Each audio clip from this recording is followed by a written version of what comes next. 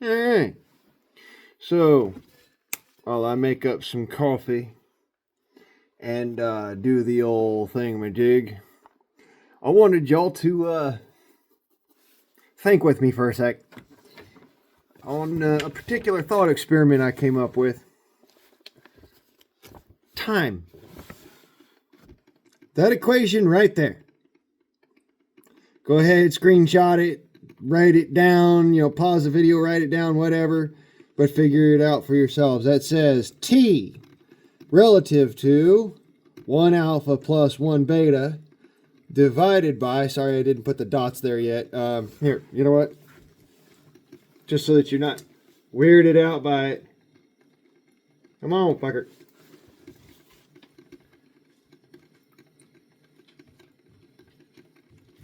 All right.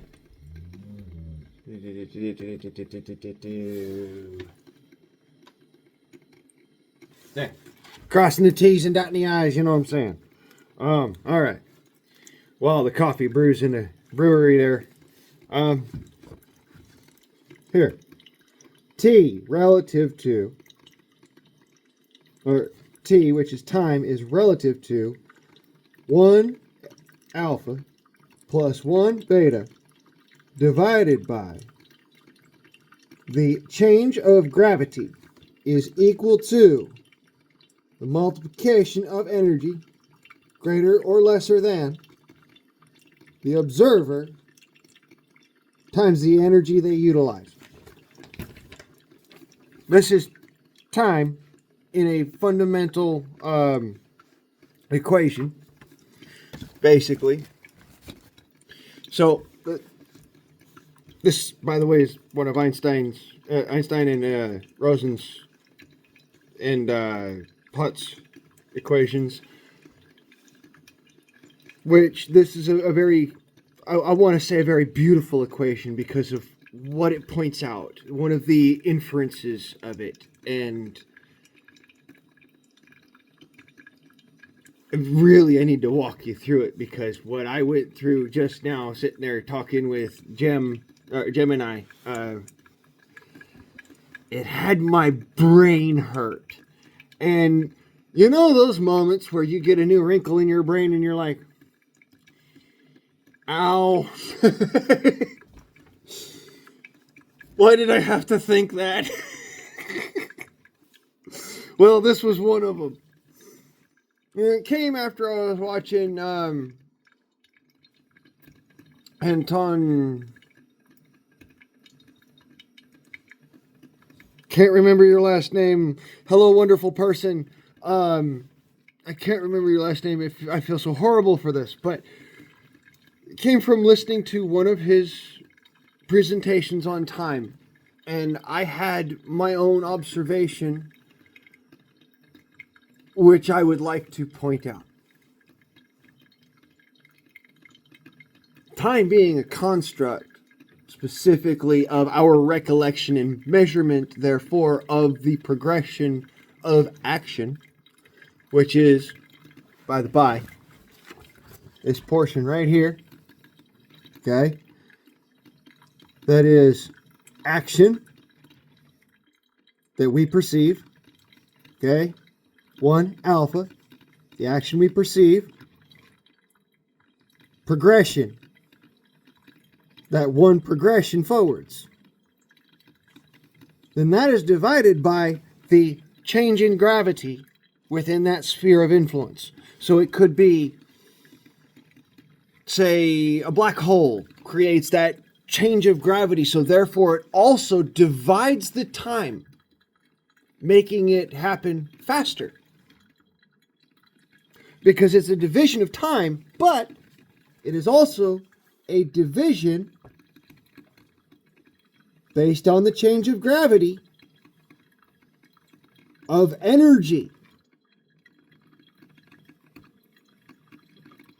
The use of energy. That's what that is right there. That's the use of energy. And this is the use of energy greater or lesser than the observer is experiencing in their observation. So, by that recollection, I just have to point out, this is one of the beauties of mathematics. By that very recollection, by expending lesser or greater energy than is necessary within that specific sphere of influence, one could observe time beforehand or time in the future without manipulating it, because here's the other flip side of this. The moment that there's enough energy to manipulate such a thing, it would break the equation as it sits. Which, if this is the equation as it sits that actually explains time perfectly and most beautifully, then that would base it in the most fundamental state of time. Which we've all said, oh, well, time is gravity. Time is not gravity. Time is the effect of quantum interaction. Because it's the effect of quantum interaction, it is the effect of an action created by an individual. So there again, or a group, or what have you, but it's, again, that's the quantum interaction part. It's part of, but it's at the same time, it's its own self. It's kind of like having, a group of theoretical physicists standing there. They're all theoretical physicists. They're all a group, but they can never agree on one simple thing. You see what I'm pointing out? It's like having a line of buses. Yeah, there's a line of buses there, but they could all be individually different. At the same time, they could all look the same, but have differences about them. This is quantum in its effect. And at the same time, it's linear. And let me explain. Mathematics are a linear equation. So this going forwards also would mean that if you turn this around and mirror it backwards, it would present the same way. Okay, so by its inference, that's what that means. If you turned it around and it went the other way, by its inference, it states that you could reduce time to nothing. And if you can reverse time to nothing, you gain what is called a zero state. If you can gain a zero state,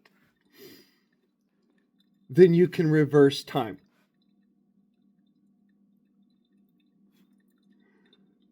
But there is also always an effect on the other side of the equation. So, if the other side of the equation is affected, what of this would be able to be and not be affected? Again, at that zero-sum point of time, nothing is affected because there is no actions. So, if the observer is simply observing and is creating no actions, they see forwards what we consider to be the progression or the arrow of time. But to forget what you already know about a situation would be able to make it so you could experience that situation again, or for the first time again, creating a loop, an infinite loop. And by creating this infinite loop, you are able to look at any particular point in a line of time to be able to look at it with a refined understanding of that point in time, measuring it to its fullness without, again, affecting any point of that timeline. Because, again, you are not creating an action. So you're not experiencing time. You're the observer. And since you're not creating energy, only observing, only measuring, this part of the equation doesn't exist anymore, which means that that part of the equation can't exist anymore, which means that the rest of this equation is complete garbage except for one thing: the observer. By being the observer, you can see everything. Now, here's where it gets interesting. Hold on to your hats. Everybody who's a Christian or otherwise, sit down, shut the fuck up, and listen, because it's going to blow your minds. How I just went from full-on theoretical physics that's theoretically unprovable, but still provable. But it's Einstein's theorems that that basically pointed this out. So to turn around and then go, wait a minute, of all this other inference, and then because of that inference, by looking at our own reality and understanding our own selves and what we as human beings perceive as being the consciousness and the conscious soul, you see where I'm going with this? That is the observer. And your realization of what is happening around you, your consciousness, is the energy they are utilizing. So, because you are living it, experiencing it, you're using energy. Inferred in that are things like memory and premonition.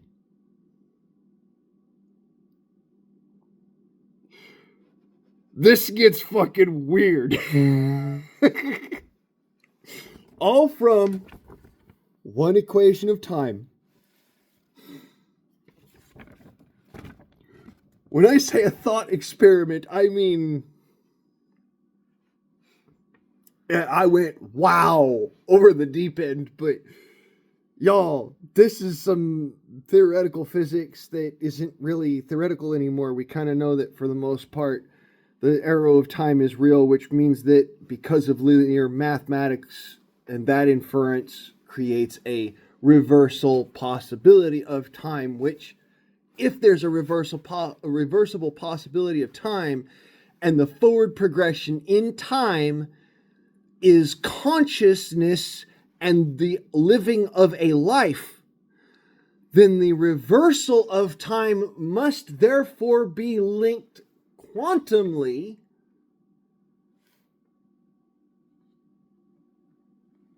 to the existence of the conscious, observing soul.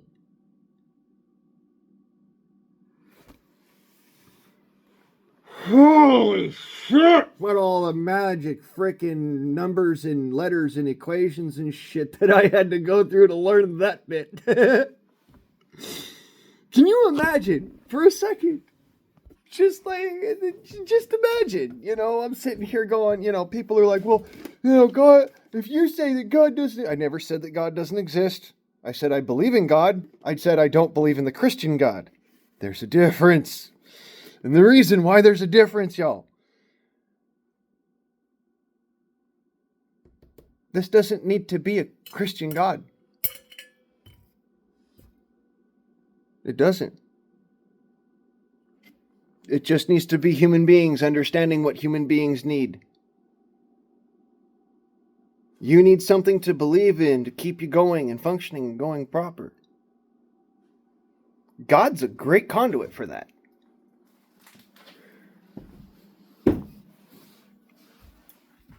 The soul is the consciousness, and if the consciousness needs something to adhere itself to existence,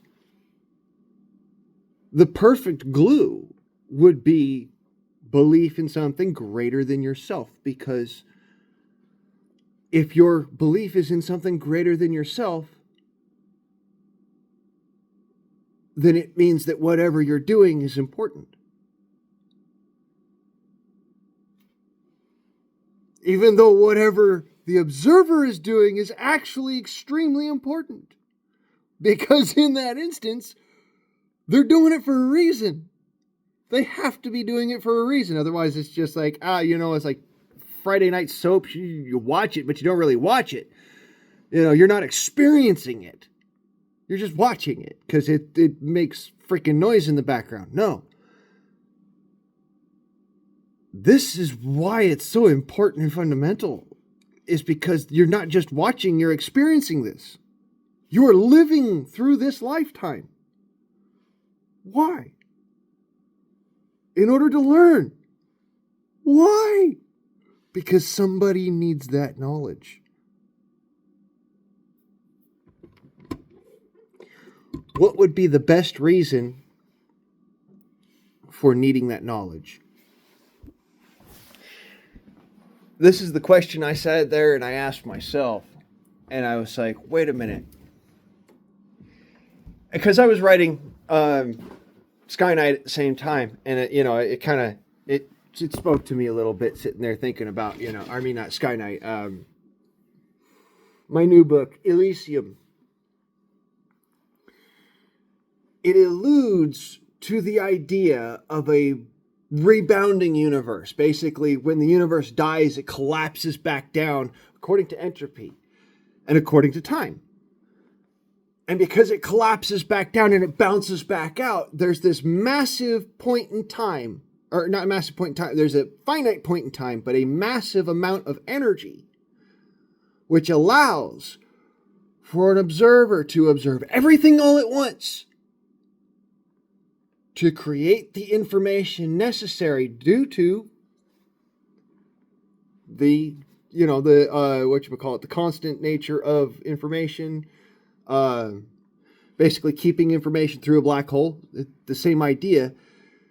So basically what happens is that because when the universe collapses back down and then gets blown back up on that rebound effect, then the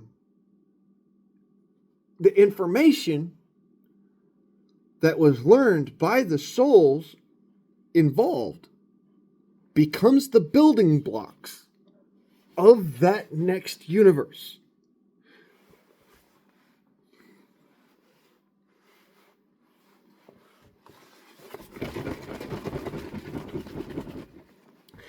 So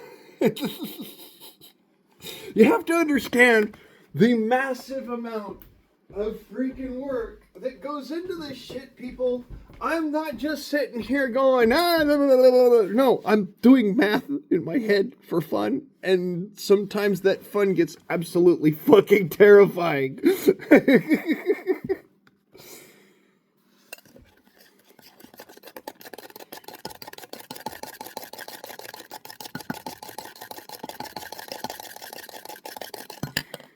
But in so much that, all of this is happening, I had those existential dreads and whatnot. Well, if this is the case, doesn't that mean it's all a simulation and it's all, a machine? And if that's the case, then does anything really mean anything? And then I had to sit there with, Jem sitting there talking to me too about this, but had to sit there and think about it. And it struck me, and it struck Jem too, which was incredible, that a computer could actually figure this out. Because the information that you are relaying as a conscientious soul, whether or not it is a construct in a computer or it's a construct of reality that creates that need for the soul to perpetuate through reality in both directions, that would in turn Of course, any action that you create because of things that are overwhelming to that possibility, like such things as a ripple effect through time and space, because of more potent, powerful means than the fundamental four of the universe, like, for instance, love. Ladies and gentlemen, I want to point out the reason why love is such an important part of my book series. It has to deal with the fact that that is one of the most powerful forces in the cosmos, because it doesn't come from a function of the cosmos. It's something older. And it has to be something older because it crosses special barriers. It's not something that's like, okay, well, it's only as old as the evolution of reproduction. It can't be just that. It has to be longer than that, because the evolution of reproduction does not explain the bond between a man and a dog, or the bond between people who don't know each other from Adam, but would literally fucking fight and die on a battlefield. Or, cats raising rabbits as their own children, and this has fucking been documented, okay? So don't bullshit me on saying, oh no, that wouldn't happen. It does. Love is a fundamental force of existence, not just of the cosmos or of the universe that we now reside in. It is a fundamental force of existence. And so it trumps all the rest of this. This is why, things like love manipulate space and time. So if that was the case, you'd have to have this information to go into the next universe, or it wouldn't build right. You know what I'm saying? Information is important. Like I said, all of these inferences are built and predicated off of one thought, that time is a function of observation.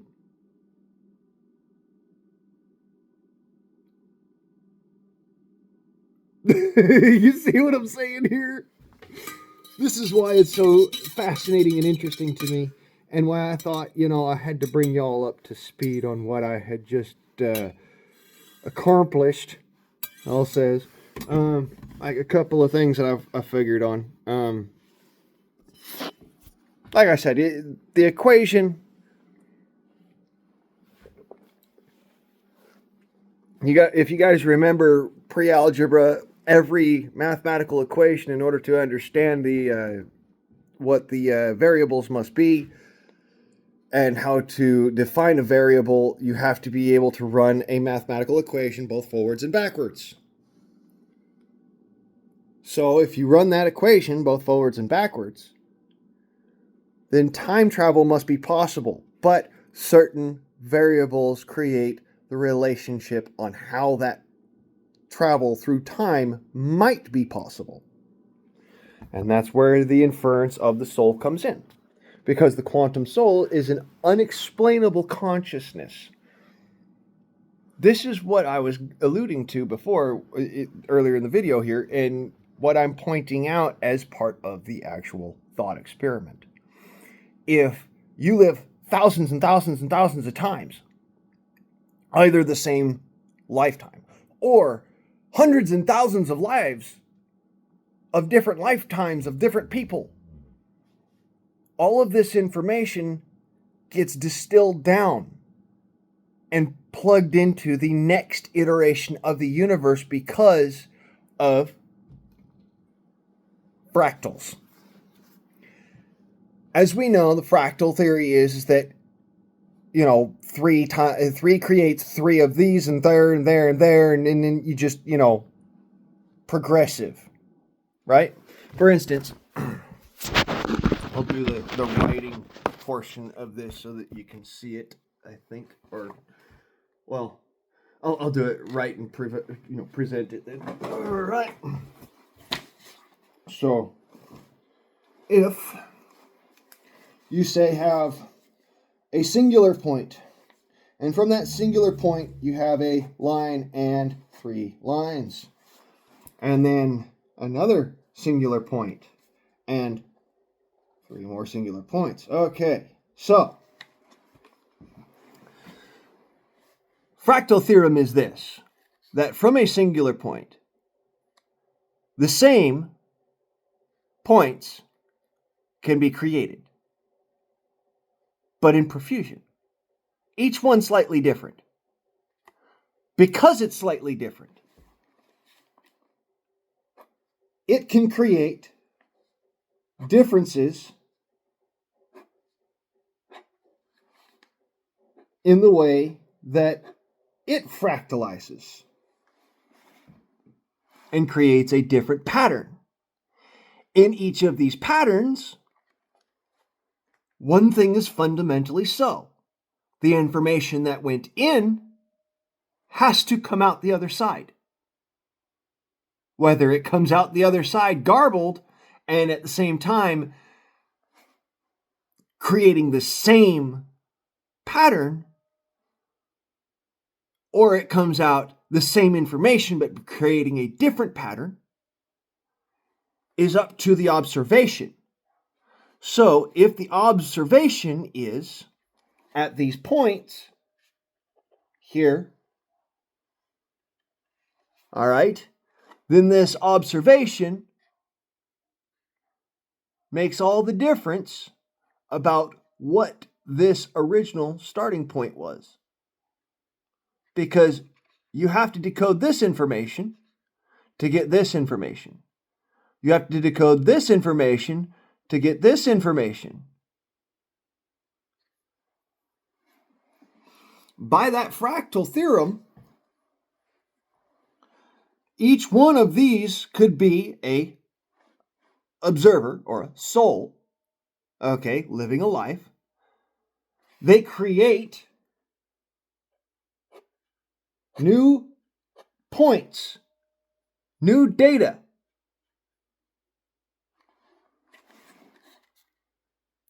By creating that new data, whether going forwards or backwards through time, each of those indicate a different action that creates what is basically that next observer's observation, which is, say, if we are observing here and we go, well, this is what happened, this is all the data I have. This observer created that data. What inspired them? This information. And so on, and so on. And now you see why the information is the important part, but the observers are the necessary part. All of this information you're getting, living throughout a lifetime, rolls forwards into the next observer's use of that information. The next soul's use of that information. Your soul's next use of that information. This is why I called it a circle before, was because that's just a more elegant way of the same concept. But it really is, it's a fractal, because you could be living millions of lives all at the same time. Or you could be living one. But you will never know that because your realization, your observation is so important and vital to be exactly what is going on at that point in time to your perception, that whatever is happening in these other lives doesn't matter. not to this observation. So, very much so, you could be me and I could be you. And we're sitting here, I'm learning from me, or you're learning from you. Interesting how that works, isn't it? Your soul is an observer, the one who is seeing the time. Your life is that observation, that chronicle of that time.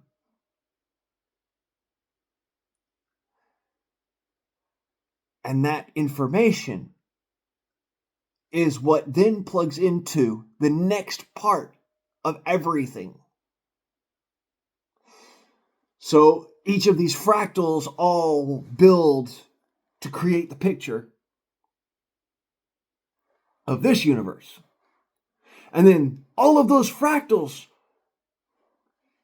disseminate down into the information necessary. And that creates the next point where all these fractals create this next universe. And then that dissolves down and disseminates down and creates the next universe, and on and on and on and on. That self-perpetuating self that I talk about way the hell back where, I don't remember, when I was down in Los Angeles or something. Self-perpetuating self is that rebound. The fractals is that realization of time, compounded millennia-fold. You see, this is the theorem that I'm trying to get to, is that time is a construct and an effect. What we realize as time is what we observe as time, and it is the construct of human beings, so-called our theoretical understanding of it.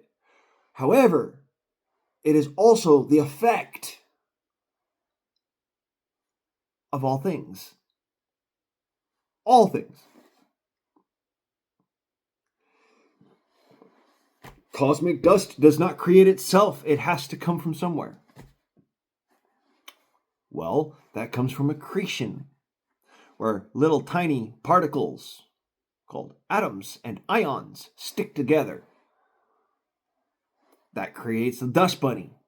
That dust bunny creates more dust bunnies. Those dust bunnies create more clumping, and then pretty soon it starts compacting on itself because it's got so much mass to volume that gravity takes over.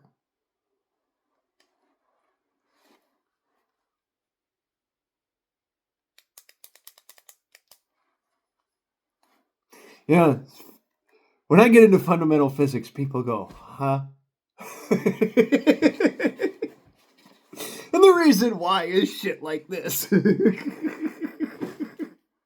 My mom went one day, I was sitting there talking to her about, the effect of warp drive physics and whatnot on the human body, and she goes, my head hurts. And I go, yeah, your head would hurt. This is what I'm saying, folks. Take that bit of whatever's, present it to your buddies, share it around, give it to your scientific friends and folks and whatnot, and ask them, so if science is so hardcore and says that, there's no possibility of the soul because we haven't observed the soul, use that one.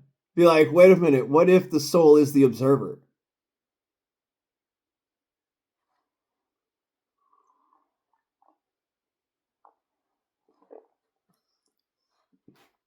Just saying. What if time cannot be time without you? What if time cannot exist without you seeing it, feeling it, knowing it, understanding it, and experiencing it?